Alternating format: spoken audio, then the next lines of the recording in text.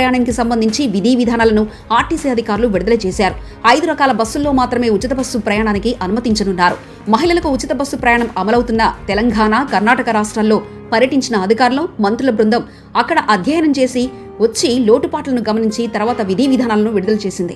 5 బస్సుల్లో అనుమతించడాన్ని ఎవరూ తప్పుపట్టరు. ఎందుకంటే మహిళలకు ఉచిత బస్సు ప్రయాణం అన్ని బస్సుల్లోనూ అమలు చేయాలంటే అది ప్రభుత్వానికి ఆర్థిక భారంగా మారుతుంది. మరొక వైపు డబ్బులు చెల్లించి ప్రయాణం చేస్తున్న వారికి ఇబ్బంది కలుగుతుంది. నిజమే, తిరుపతి నుంచి తిరుమల వెళ్లే సప్తగిరి బస్సుల్లో ఉచిత బస్సు ప్రయాణం కుదరదని చెప్పడం సరైన చర్యేనని అంటున్నారు. రోజు తిరుపతి నుంచి వేల సంఖ్యలో తిరుమలకు భక్తులు వెళ్తుంటారు. సప్తగిరి బస్సుల్లోనూ ఉచిత ప్రయాణం అమలు చేస్తే ఇతర రాష్ట్రాల నుంచి వచ్చే ప్రయాణికులకు ఇబ్బందులు పడతారు. ఎక్కువ బస్సులున్నప్పటికీ వేగంగా తనిఖీలు చేయడం సిబ్బందికి కత్తి మీద సామవుతుంది. అమరావతి, ఇంద్ర, వెన్నెల, గరుడ, డీలక్స్, అల్ట్రా డీలక్స్ వంటి బస్సుల్లో ఉచిత ప్రయాణానికి అనుమతిస్తే ఇక అందరూ అవసరం లేకపోయినా ప్రయాణాలు పెట్టుకుంటారు.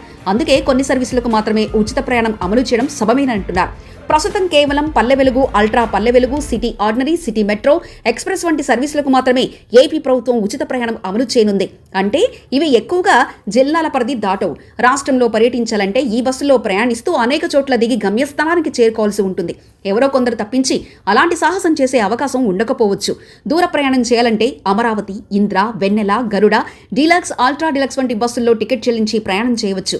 అయితే ఇందులోనూ తొలినాళ్లలో కొన్ని సమస్యలు ఎదురయ్యే అవకాశాలున్నాయని అధికారులు అంచనా వేస్తున్నారు. నగర పరిధిలో ప్రయాణాలకు మాత్రం వీటిని ఎక్కువగా వినియోగించే అవకాశం ఉంటుంది.